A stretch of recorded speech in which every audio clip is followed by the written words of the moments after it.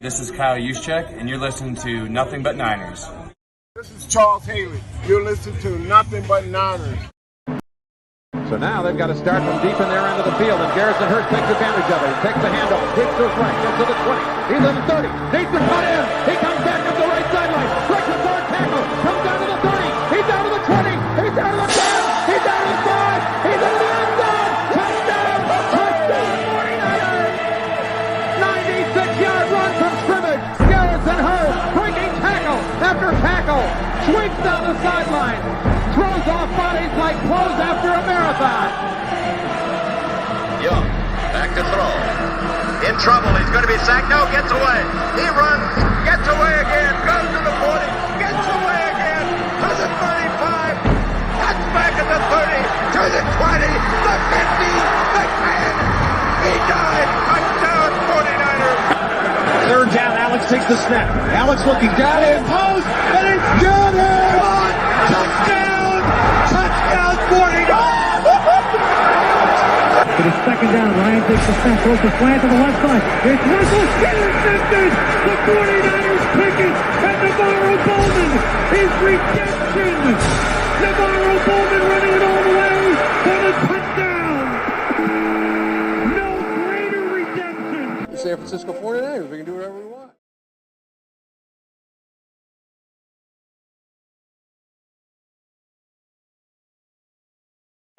Click, click, boom! What's going on, faithfuls? It's your boy Mike from the Nothing But Niners crew, and we are back, baby. Listen, man, this is going to be interesting. This is going to be a very, very fun episode. There's no way I'm still muted. I know y'all can hear me now. All right, it's going to be a fun episode. We are going to preview the 49ers versus the Saints. New Orleans Saints are coming to town, and the Niners got to hold it down, man. I mean, there's no other way to say it, guys. I got some other news I'm going to break later on in this episode. But, guys, let me run through these formalities really quick, and then we're going to have a lot of fun, all right? If this is your first time here on the YouTube page, hopefully you enjoy the show. And if you do, give us a thumbs up, all right? That'll help us go a long way with other people with great taste, such as yourself, finding our channel, all right? Subscribe, and then turn on your notifications so you know exactly when we are going live. Give us a follow on some of our social media platforms. We have Snapchat, Instagram, and Twitter. Those handles are Nothing But Nine. It's the number 9. Nothing But 9.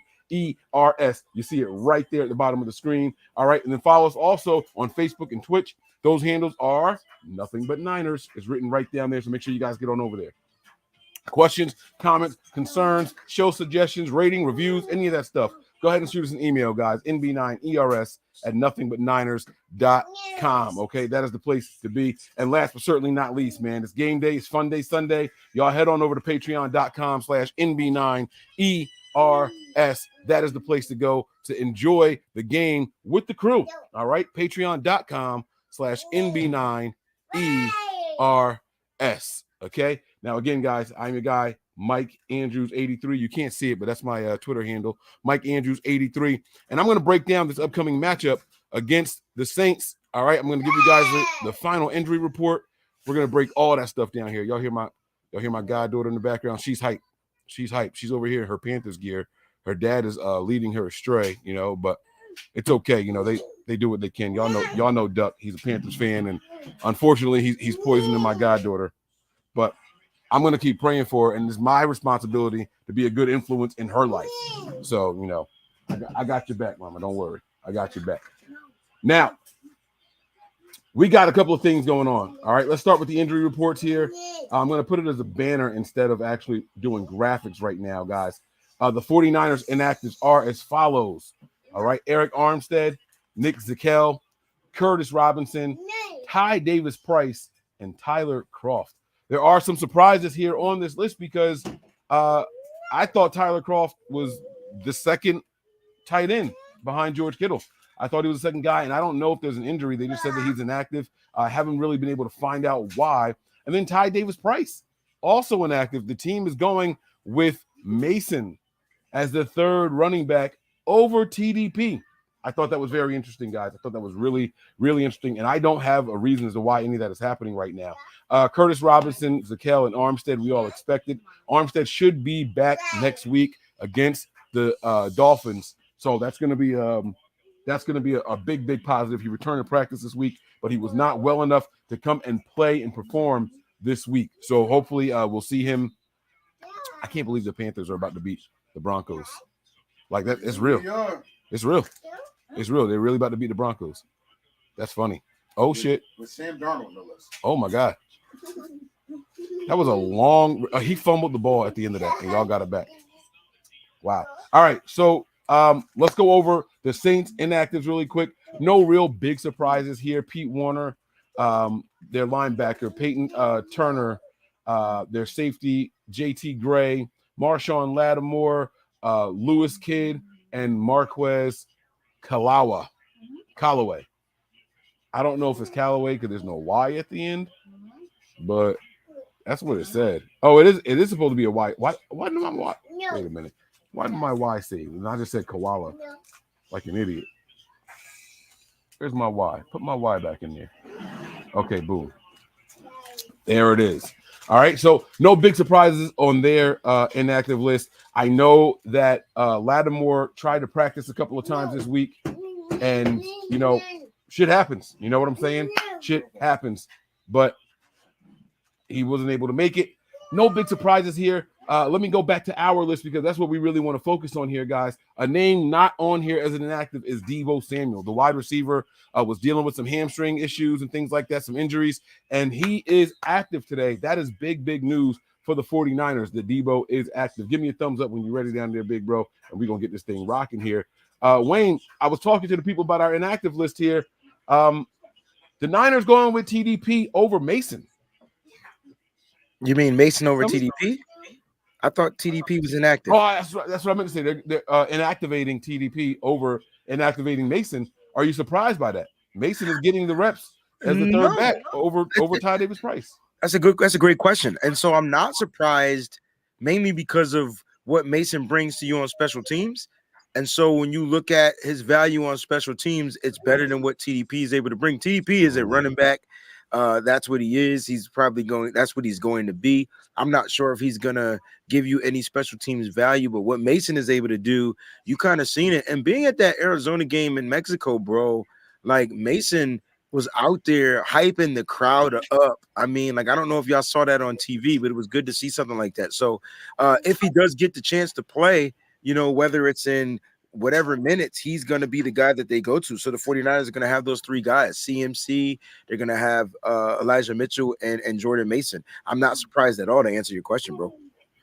That, man, I mean, I get it. And, you know, I think Mason's feet are a little faster. He can do the choppier steps a little bit better than TDP. So maybe Kyle's going for that scat back type of guy. You know what I'm saying? So I like it, man. I'm just a little surprised, you know, draft pick versus another guy who, here we go again, right? Why the 49ers waste draft picks on running backs is what everyone's going to say. And to go with that argument, there was the stat that came out, yards per carry. Yeah. Elijah Mitchell's over 5. Yeah. And here we are with CMC at just 4.4. Did the Niners make a mistake? That's what the narrative is going to try to be. Did the Niners make a mistake by sending so much to acquire Christian McCaffrey? No, I mean, that's a dumb narrative. Like, you know what McCaffrey is. I'm not saying you're dumb or anything like that. I just think that the narrative I agree with you. The narrative is silly, bro. Like, Christian McCaffrey is a overall purpose back, right? So you're going to utilize him whatever way you can. And the fact that you're getting 4.5 yards per carry from a running back like that, if he was the bell cow for the team and he rushed 20, 30 yards a time, like, you know, the attempts like he's done before in the past, which has gotten him hurt, right? Yeah, then he's probably averaging that with the 49ers and the way that this offensive line is able to run block well, he'll average over 5. But guys, when you take him out and you put in a fresh guy, yeah.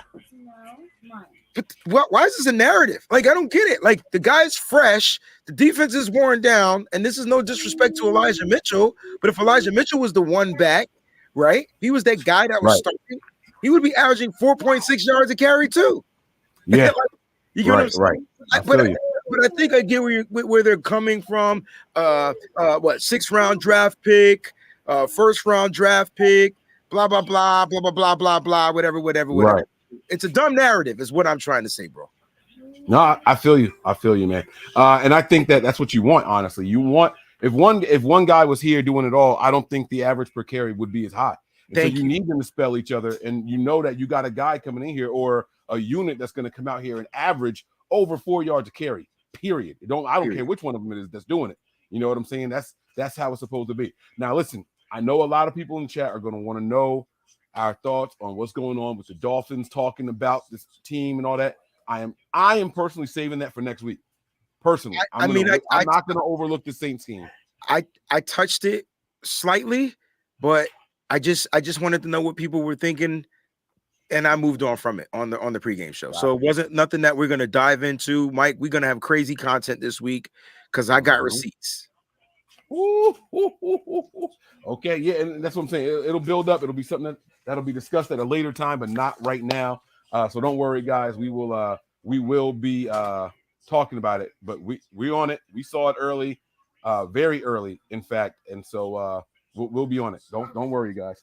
Now the other news that we needed to go over right now, though, Deebo Samuel, who was nursing his hamstrings all week in practice, is active today. Does Deebo have a role, though? Active and having a role are two very different things. What do you think? Anytime Deebo steps out onto that field, he has a role, bro. Like Deebo Samuel is a football player first and foremost. Unless the hamstring like flares up really bad to where you see him hobbling and limping, he's gonna have a role. I expect Deebo Samuel to even score the first touchdown in this game, and it's not gonna be from a catch. Wow. So as a running back, huh? A little toss to him or something, huh? Little end around action, man. I actually benched Brandon Ayuk this week out of just a gut feeling. And that's weird because he's been on a roll. Well, it's so tough, right, Mike? Because the 49, like this next football season, Mike, I won't draft one 49er player, bro. I'm done. On purpose? Yeah. Well, I'm not because there's too many weapons. Like, and it's going to be inconsistent to which one is going to score every week. This is a strategy. Kyle Shanahan is smart. Like, he knows exactly what he's doing. And so I'm going to trust Kyle and not stress myself out because I want to start Brandon Ayuk. I want to even start Elijah Mitchell. I don't know if Elijah Mitchell is going to get the bulk of the carries or the least of the carries. And then if he does get the least of the carries, will he get a big run? I don't know. I do know if McCaffrey wasn't here, Elijah Mitchell is always week starter. And your lineup now that McCaffrey's here, it's different. And even McCaffrey might not be the guy that go off anymore because even if he's here, might be a George Kittle day. It might be a Deebo day. Might be just a Jimmy Garoppolo throwing to everybody but any one of them 7 players days. So I don't know, Mike. It's crazy. Here's the funny thing, right? And here's the flip side to it. What we saw last week is not normal. You don't always get the Kittle and Ayuk and the all those guys don't usually score. And a buddy of mine I was talking to last night was saying how he got all the Niners on his team. He was like, Mike, man, I had such a good day because everybody was eating. I'm like, bro, that's risky as hell. You must be having a bad season, bro. I wouldn't be able to do that with all. Now, I know people are killing me for saying that I benched Ayuk, but my other 2 wide receivers I put in were Chris Godwin, and Amon-Ra St. Brown. So both of those guys, I don't know if y'all can see, both of those guys are eating for me. Yeah, right they're having a day. They're having a day. I don't think Ayuk's going to put up the 20-plus points. No, and look, and even on my bench, I had Wilson down there. I thought he might go off today, but I didn't pull the trigger on him. So, I did okay. Guess who my quarterback is, though? Who? Because Justin Fields was announced out, and I benched Dak Prescott. So I had to scramble and pick up a quarterback. Who? I did it, man. Mike White? Nah, not in this Jimmy league. Garoppolo. It's freaking Jimmy Garoppolo, man. I knew it. Went out and did it, bro. I went and did it. Listen, now, Mike, that's my question. Am I going to regret doing this today, man? I don't think so, Mike. And here's why. I don't expect the 4-touchdown game. Like you don't ever expect it, Mike. But what you need to expect is what I call competent quarterback play. And I think that's what we're seeing from Jimmy Garoppolo now, right? Because if you go back and watch the 3 past games that the 49ers were able to win, right? What have we known? What was the most consistent piece of that? Well, it was the quarterback. It was the fact that the quarterback is progressing and is becoming more and more competent each and every game. The first game, it was throwing the ball away. The second game, it was hitting checkdowns. And then this last past game, he added another notch to his belt. So it's just like, okay, Jimmy is starting to understand how to play quarterback in the NFL all of a sudden. Not saying that he didn't before, but right now he's starting. Yeah, right. He's starting to be competent. And not only is he being competent, he's being confident. And so when you got those two C's working for you, man, when you got Christian McCaffrey says, hey, man, Jimmy, just throw me the ball somewhere in my vicinity. I'll be here ready to be your check down. That lets the quarterback know that he's safe. And when quarterbacks feel safe, they just play better football, bro. Well, they play better football. I saw a lot of hate on that quarterback, man. They were saying he only had one attempt beyond 9 yards last game. And like, let me ask you, does that matter anymore in today's NFL? I don't know, man. As soon as I start bigging up this young man, who I was the hardest on, I think I was hard on Jimmy. Probably Tony. Tony was probably a little bit harder on him than I was on this whole show, right? But I've been hard on Jimmy for a long time. And now all of a sudden, it's like I'm starting to give him his props. Since before we started winning, by the way. At that Falcons game, I thought Jimmy had a solid game. The rest of the team, I thought, was what let him down, right? And then all of a sudden, people are like, just a reminder, Jimmy is who he's always been, guys. Don't get excited. This is still the same Jimmy Garoppolo. Look at the passing chart. You know, like that's what I'm saying. Like, what do you think? So, like, I understand it, right? And you got to look at statistics. They help statistics don't fully tell the story. And I think what we need to understand is that there's so much new context that we're getting with Jimmy Garoppolo, because you got to look at the key piece that they brought in to unleash or unlock what I would say the offense, right? So they brought in a key to unlock the offense. And a lot of people might not agree with the Christian McCaffrey trade because of what the 49ers give up. Stop caring about what we give up. God, who cares? I want to talk to you about that too. Okay. But at the end of the day, Mike, the 49ers are winning now. They're on a streak. And let's talk about how good that the 49ers have become since they made the trade for Christian McCaffrey. And I think that's where we're falling as faithful. Like, guys, we're good now. I don't care about tomorrow. Tomorrow's not promised to us. How about we win right now with what we got? And I think that's the only thing that should matter. Now, going back to what you said about Jimmy Garoppolo and his charts, and he can't throw the ball past 9 yards. I tell you what, man, Jimmy has the quickest release in the NFL. It's the quickest. The team is built up off of what we call yak. Mike, if we don't got guys like Mike Evans and A.J. Brown and T. Higgins and you get where I'm Justin Jefferson, we don't have those type of players for Jimmy to excel down the field, right? So what do we have? Guys that could get open in space. And when they get open in space, what do, Mike? They take yak, baby. They yak. So how about we stop yakking out of our mouths and pay attention to what the hell we watching on the football field? We just have to execute. That's it. When they don't execute, then of course it gives us stuff to talk about. It gives us things to question. Why is the play calling this bad? Why aren't the players doing? Of course. But if they go out there and execute based off of how they're built, 49ers are hard to beat, bro. Let's just keep it a buck. Yeah. Now, the Saints have allowed 4 defensive touchdowns to their opponents on the season so far. Yeah. Did the Niners get one today? What do you think? So, listen, Andy Dalton is known for throwing 2 interceptions a game. This could be Hufunga's or I'm saying Jimmy Ward gets either a pick 6 or Hufunga gets a pick 6, bro. They might both just get pick 6s. Knowing that, and you'll see Jimmy Ward's pick 6 when he drops back into the safety position. Because I know a lot of people are like, Jimmy Ward don't play safety. Contraire, mon frere. I know he's out there at that nickelback, but do you start to see the shifting of him dropping back and then the safety dropping up in the box? No, it's crazy what's going on. DeMeco Ryans was setting stuff up that we just couldn't see at the beginning. You get what I'm saying? So look, all I'm going to say is, I can see both of those guys getting pick 6s, man. Pay attention to the safeties. Okay. All right. I like it. Now, you said something earlier, and I wanted to talk to you about that. Do you remember what you said? I think it was about, were you talking about Christian McCaffrey? Him being the key. The trades the picks that we gave up and all that. People worried about that. Wanted to ask you something, man. I heard something a couple days ago, and it's been sitting with me.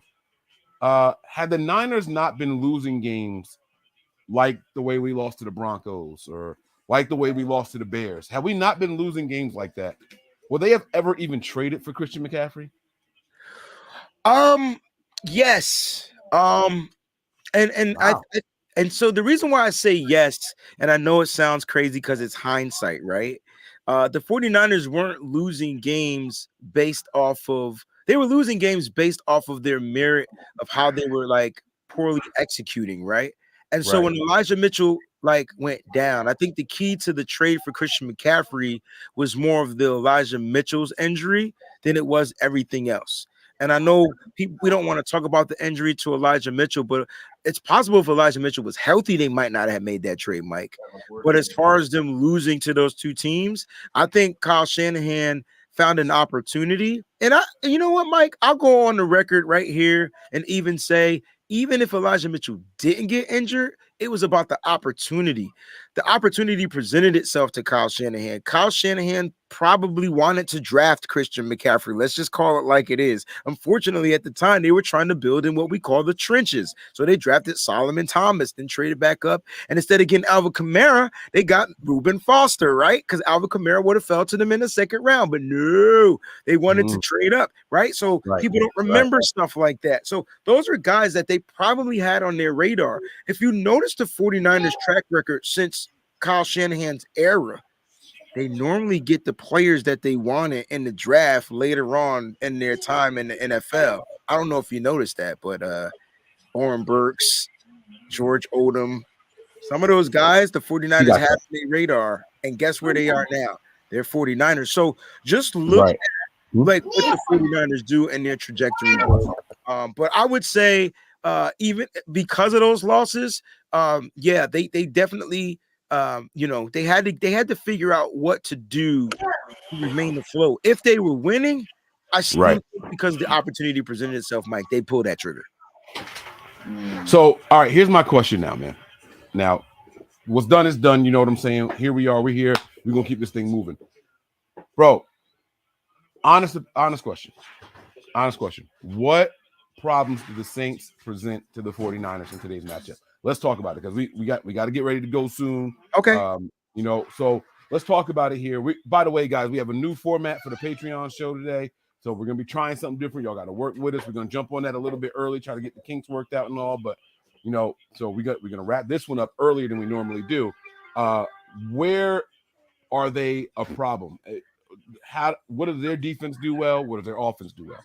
All right, so defensively, this is the passing game, right? So their defense is top 10 in allowing passing yards in the NFL. As far as takeovers, I don't know. I can pull that up, what they get as far as takeovers, but as far as what they give up in the passing game, they're top 10. They're actually ranked number 7th. So that is an area. They got Tyrann Mathieu. They got Marcus May. I think they're not going to be with Marshawn Lattimore today, but they got Paulson Deebo out there, right? So they got some playmakers in their secondary. I think their secondary is who you definitely want to pay attention to, meaning I don't expect Jimmy Garoppolo, Mike, to be throwing the ball down the field a lot because there's going to be some safeties back there. And Tyrann Mathieu loves Jimmy Garoppolo. Let's just keep it a buck. That's what he's waiting for. He probably had this game circled on the daggone calendar because he plays well against Jimmy Garoppolo. So here's the thing. Jimmy, eat up the underneath routes. That would be their only strength. I don't think their pass rushes is as good when it comes to like what we have, but that doesn't mean that you shouldn't pay attention to Cameron Jordan or Marcus Davenport out there on the edges. I don't care if they got 6 sacks. And the thing that people overlook, the Saints always play the 49ers great. Like, I don't get what it is, but they find a way to play the 49ers great. Now, a lot of that came with Drew Brees, but check the last couple of times. We won one. I think Kyle Shanahan's 1-1 against the Saints, right? Had that overtime, that win, with George Kittle, that catch and whatever. It was the high score, 48-46 or whatever the score was. And then he lost the last time. So let's just keep it a buck. Like, Kyle Shanahan, this team struggles against the New Orleans Saints. Now, they have different pieces now, but I will say that I think just overall that the Saints are a former NFC West team. This game is going to be a problem, yo. Yeah. Okay. All right. So I'll be honest with you, man. This game, I am a little bit nervous. I think it's going to be a close game. I understand. Like, but here's the thing: if we struggle, okay, all the hype right now is the Niners are the only legit threat to the Eagles, and They're on their way, and everybody's putting us in the top 5 power rankings and all that. We saw the reactions after what we did last week. We saw the reactions. Yes. Wayne, if we struggle against the Saints team, or God forbid we fall, what's the word on the streets then? All hell's gonna break loose. If we fall. I think if we struggle, I think the fact that people are listening to the show, they're understanding that the Saints play every team tough. Whether it's with Andy Dalton or Jameis Winston, they do have Chris Olave out there. I know Marcus on Sizzling Sunday earlier today said that that's his guy that he watches out for. Chris Olave can get down the field. They can utilize him in different ways as well. He's a playmaker when they get the ball in his hand. My guy offensively that I think you got to watch out for, obviously, is Alvin Kamara. I don't care if he's sick, injured, help, whatever. When he plays, he just plays well against the 49ers. I don't know why. But look, all hell will break loose, though, if they lose this game. And it's mainly because they're the better team, right? The 49ers are the better team. But we say we say any given Sunday, but we really don't believe in that. We don't believe that. Like, we know things can happen on Sundays. Things cannot go our way. But the only way the 49ers lose this game, Mike, is if they literally go out there and do what they were doing at the beginning of the season, and that's beat themselves. Will they have another game like that this year? I don't know, man. They seem they have really good continuity out there on all 3 phases of football. And if you add in the coaching phase, that's another phase of football where they seem to be doing pretty well. They can start off slow and find a way to fix it, adjust, and come back and win. So all hell will break loose if we lose, though. Do you have any concerns with the practice schedule this week being different than any other week that we've done?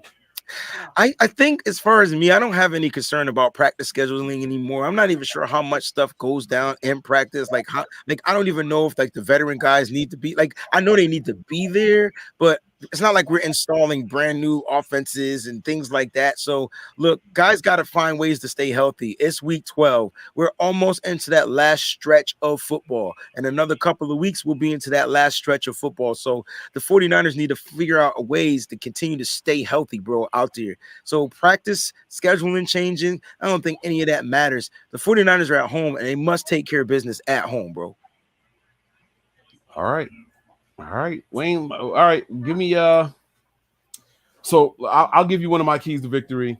You can give me one of yours, and if we got a couple more, we can go back and forth here. One of my biggest keys to victory. It's gonna sound super petty, but it's gonna be win the turnover battle. Right? I hate when we get generic ones like that, but I really do think that this is important today because I feel like the Saints are an opportunistic team. I do. You said it yourself. They play everybody tough for some reason, but I just feel like if whichever team gets the first turnover, I think it's going to create a downhill effect. You know what I'm saying? That snowball rolling downhill. It's gonna ignite not just only that side of the ball, but the opposite side of that team's ball. You know what I mean? So if the defense gets the turnover for us, our offense is going to feel the flames. You know what I mean? They're going to start going crazy. So I really think that's how it's going to be. We have to not only win the turnover battle, get the first turnover of the game. We got to be the ones to get the first turnover. Yo, that catch by Njoku was amazing. Yo, that was a one-hand grab. I like that, Mike. You know, I don't think that's cliche or whatever you want to call it. It's part of the game. It's actually a statistic. You win the turnover battle, you win the game, right? I mean, obviously you got to do other things to win games, but that's a key statistic. And the 49ers have been winning the turnover battles lately. Turnovers provide momentum. They provide your team with more opportunities to score. The question is, if the 49ers win the turnover battle, Mike, can they go out there and capitalize off the opportunity? So, Mike, that will be one of my keys to victory. And it's just capitalizing and maximizing off of your opportunities. Whether you get turnovers or not, Mike, they're going to get into the red zone, Mike. That's what the 49ers are doing. Right. They got to be able to score touchdowns in the red zone, Mike. And that is something that we saw last week. And let's see if we can continue to see it go in our favor this week. Red zone, touchdowns. No field goals in the red zone. Like if they're at the 30, if they're at the 40, fine. I'm all set for a field goal. Play smart football. But if you get into that 20, they got to find a way to put that ball into the end zone no matter what. Yes, sir. Yes, sir. I like that. I like that a lot. And we saw them do that successfully last week. Yes. Right? They capitalize off the turnovers, not just settling for field goals, getting in the end zone off of the turnovers. So you want to see that continue. So I got another key to victory for you here also. This is going to be on the offensive side of the ball. It's like they don't want to score. This is like hard to watch. On the offensive side of the ball, I'm sorry. My cousin's a Panthers fan, so we got the Panthers game on over here. Gotcha. I don't understand how it was a pass interference on the throw to the end zone, and they give them the ball at the 8-yard line. What was that? No, I don't know. 4th and goal, they called roughing the passer well after. Oh, it was a roughing the passer. I thought it was a pass interference. No, it was roughing the passer. Oh, okay. Well after. That flag came out dumbly. Got you. On offense, though, my key to victory for the team, fresh legs at the running back position. Mm-hmm. You know, you talked about how good their pass defense is, and I'm going to respect that. But what I want to see is the 49ers be able to go out there and run the ball effectively and don't wear guys down. When you see that they're winded, Kyle, like, don't be afraid to slow down and substitute and let them substitute. You have Deebo who can run to the backfield if necessary. You got Christian McCaffrey who can break out wide, and you definitely have Elijah Mitchell. Use your backs to the best of their ability. You know what I mean? And just don't wear them out. I hate when I know it's going to be run, and you can see the running backs just slowly breaking down. You know what I'm saying? I don't want to see that today. That's not a whole. It's funny that you mentioned that because I feel like that's what you're going to see until Kyle Shanahan decides to finally spell him. And we saw it last week.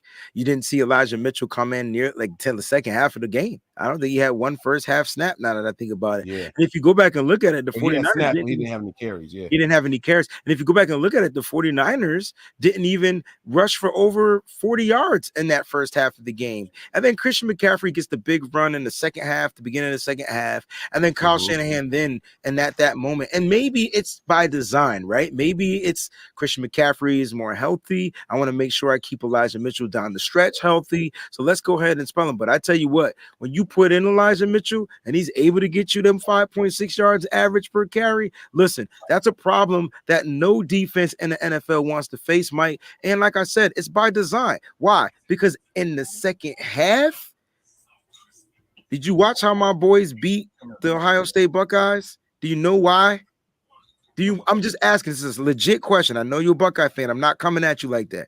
I just want to know if you know why. Okay, I'll explain it to you. It's called attrition. I watched the Ohio State defensive line start to wear down. So even though the Michigan Wolverines couldn't rush for 1 yard in the first half, not one, they had like 12 attempts for 0 yards. In the second half, somebody asked a question about the offensive line. In the second half, they got it together because the offensive line was better tested. They were more well fit. Well, you know what? Guess what the 49ers offensive line is? The 49ers offensive line looks healthy, right? I don't care how bad Mike McGlinchey looks out there sometimes on plays. They look like they don't get winded, Mike. The 49ers offensive line looks like they can play all 4 quarters of football if they had to for every single second if they had to. It looks like that the defense gets more winded than the actual offensive line, and that's crazy because them the big guys, right? No, that's why they're able to sustain runs late in the game.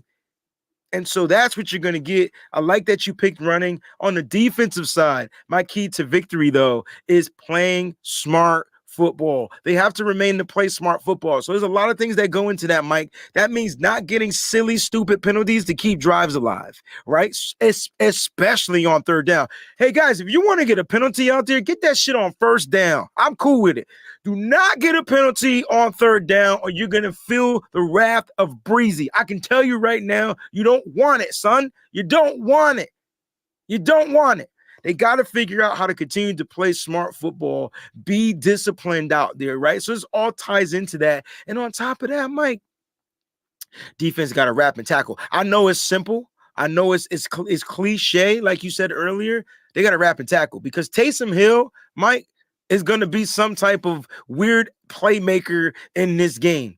And don't be fooled. It's in my keys to victory, 49erswebzone.com. My number 5, 5th key to victory is don't be fooled. That's it.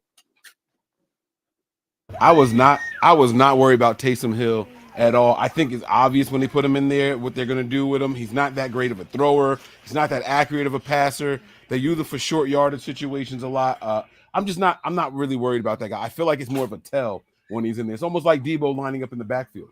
You kind of know the Niners are playing to get the ball in his hands some way, somehow. And so that's you know what I'm saying? I hear you. A lot of teams feel exactly the same way you do, and then he makes a play. It only takes one. Doesn't have to be consistent. Doesn't need 100 yards. Doesn't need that. It's one play, keeps the drive alive. Next thing you know, Saints got the momentum, and then all of a sudden we mad because we were fooled by Taysom Hill. So, yeah, it could be a tell. That's fine. That's fair. But don't be fooled by the tail. Make sure you pay attention to the tail. The tailed heart. That's Taysom Hill for the Saints. All right, man. I'm not going to ask for a score prediction, but you give me the over-under. 49ers win by over 5.5 points. You tell me over or under. I got over. I mean, the point spread, I believe, is 8 or 9. I think the 49ers win this game comfortably. I think it's close for the first half. And then I think the 49ers adjust and they start walking away with this game. So the spread is 8.5. Yeah. I knew it.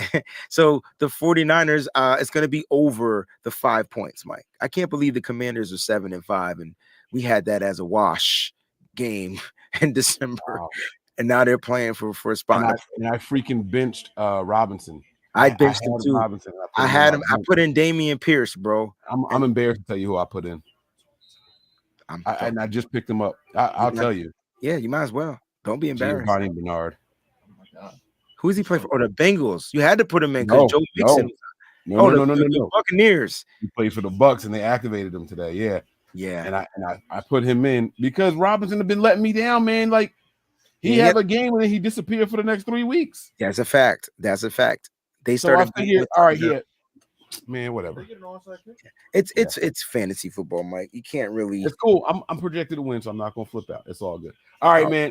Let's get up out of here, guys. Listen, head on over to the Patreon, guys. I can't say it enough. Patreon.com/NB9ERS is where the action is going to go down. I'm going to get over here and try to set this all up, try to get my admins and everything straightened out so we can all control and have a lot of good time.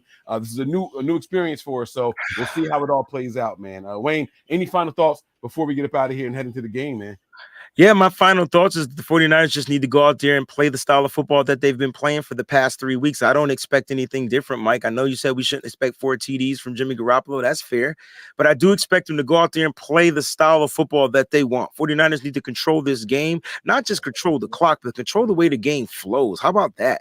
And you could do that by controlling the clock, right? Run the ball. But I expect, you know what I do expect, Mike? Passing. I expect passing. I expect Jimmy Garoppolo to air the ball out, whether it's down the field, whether it's short yardage. I expect it. I feel like Kyle Shanahan is becoming more comfortable with Jimmy, and you might see an interception in this game, but don't hold your panties in a bunch, bro. The 49ers will figure out a way to win this game.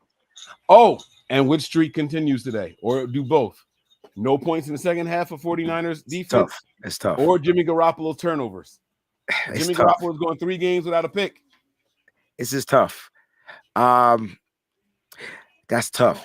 Guys, make sure y'all go subscribe to my channel at Pregame. You're not gonna give me an answer. You go pick one out. All right, I like it. Right now, it's 200 of you in here. So whatever 100 of you wasn't watching the show earlier, go subscribe to my channel right now. That's a tough one, Mike. I'm gonna go with the defense. I'm always gonna go with the defense. Continues. I think the defense give up 10 points, and I think they give them up in the first half.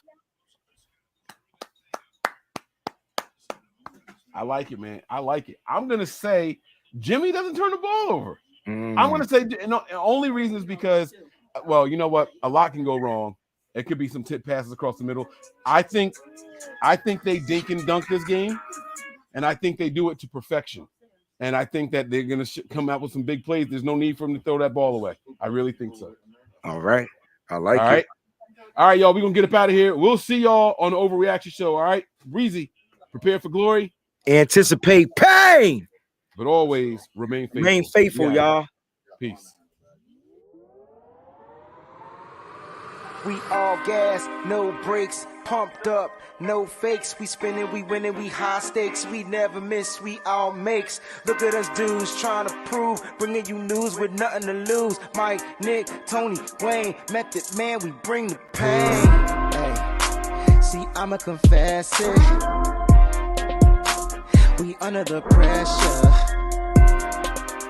If you looking to find us, we them nothing but Niners. Niners. We nothing but Niners. We nothing but Niners. We nothing but. We them nothing but Niners.